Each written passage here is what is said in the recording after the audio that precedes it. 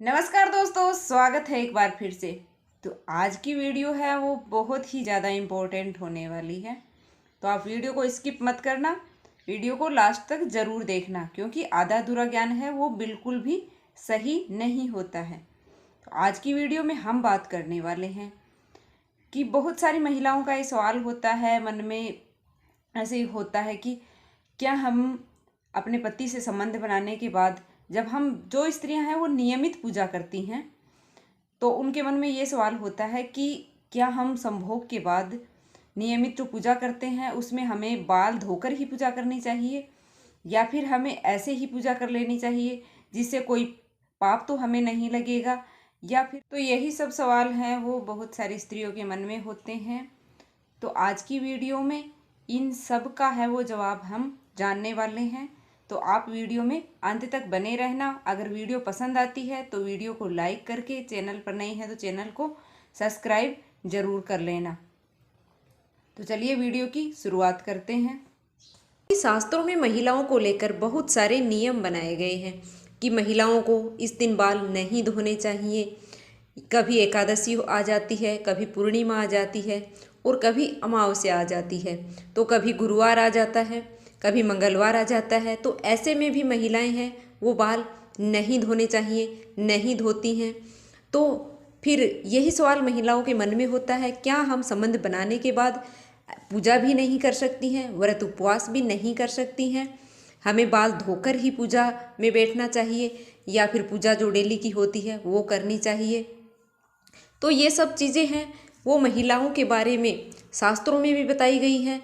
तो आज की वीडियो में भी हम यही जानने वाले हैं कि शास्त्रों में क्या बताया गया है इसके बारे में, कि महिलाओं को हमेशा बाल धोकर ही पूजा करनी चाहिए, या व्रत उपवास जो भी करना है बाल धोकर ही पूजा करनी चाहिए। जब भी संबंध बनाती हैं अपने पति से तो हमेशा बाल धोकर ही करनी चाहिए, या ऐसे भी कर सकती हैं। जब नई नई शादी होती है तो लोग प्रतिदिन संबंध बनाते हैं। तो अगर प्रतिदिन संबंध बनाते हैं तो क्या पूजा भी नहीं कर सकते हैं? संबंध बनाने के बाद महिलाएं हैं उनको बाल धोना ही चाहिए। तो शास्त्रों में इसका जो परिणाम है वो यह बताया गया है कि महिलाओं को बाल हैं वो मंगलवार को भी नहीं धोने चाहिए और गुरुवार को भी बाल नहीं धोने चाहिए। तो जो महिलाएं हैं वो संबंध बनाने के बाद अपवित्र नहीं मानी जाती हैं, और वो पति से संबंध बनाने के बाद बाल हैं वो धो सकती हैं।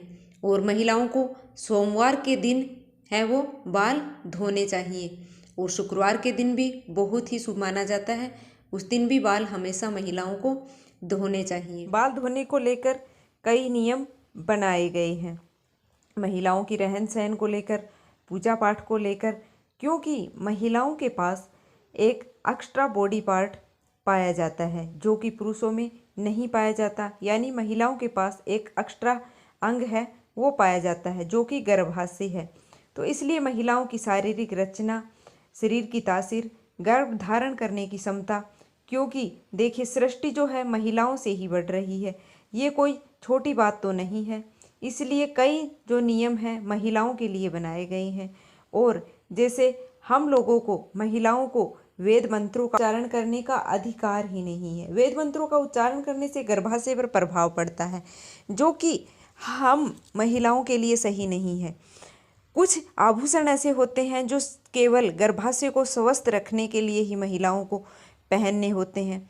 महिलाएं अगर उनको पहनती हैं तो उनका गर्भाशय है वो स्वस्थ रहता है और एक अच्छी और एक स्वस्थ संतान को पैदा करती हैं। महिलाएं जो गृहस्थी का आधार, वंश को बढ़ाने वाली मानी जाती हैं।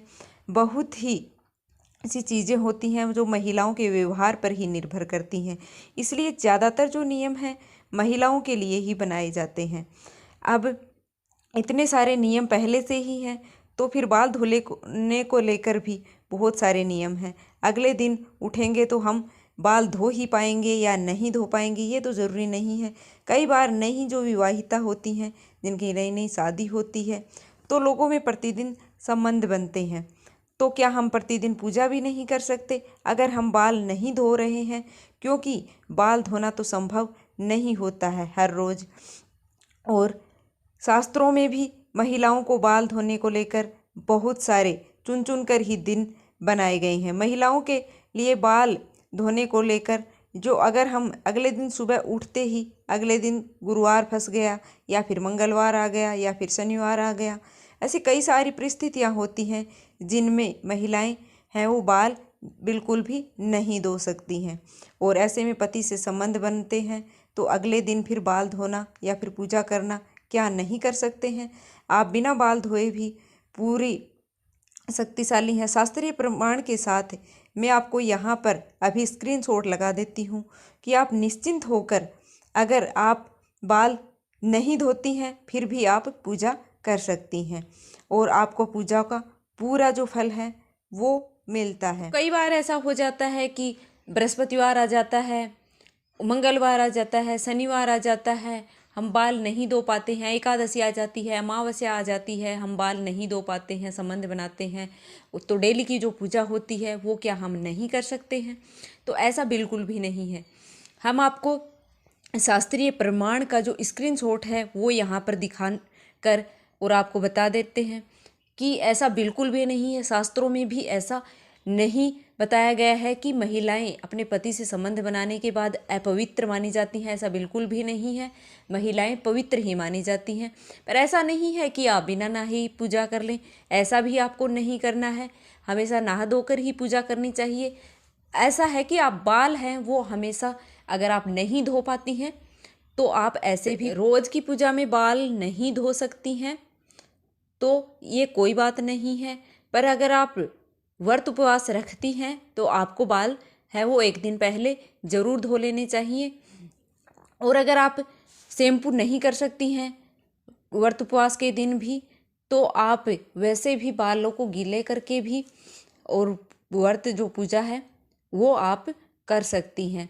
और जो पुरुष होते हैं वो संबंध बनाने के बाद अपवित्र माने जाते हैं, तो उनको कोई भी पूजा में बैठना है तो नहाकर ही स्वस्थ मतलब पवित्र होकर ही पूजा में बैठना चाहिए। और महिलाएं हैं वो बिना बाल धोए भी पूजा है वो डेली की कर सकती हैं। अगर आप व्रत उपवास रखती हैं तो आपको बाल धोकर ही करने चाहिए।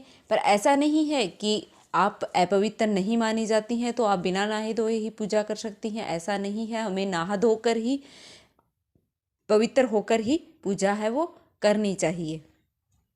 उम्मीद है कि आज की वीडियो आपको पसंद आई होगी। अगर वीडियो पसंद आई है तो वीडियो को लाइक करके और चैनल पर नए हैं तो चैनल को सब्सक्राइब जरूर कर लें और कमेंट में जय माता दी जरूर से लिख दें।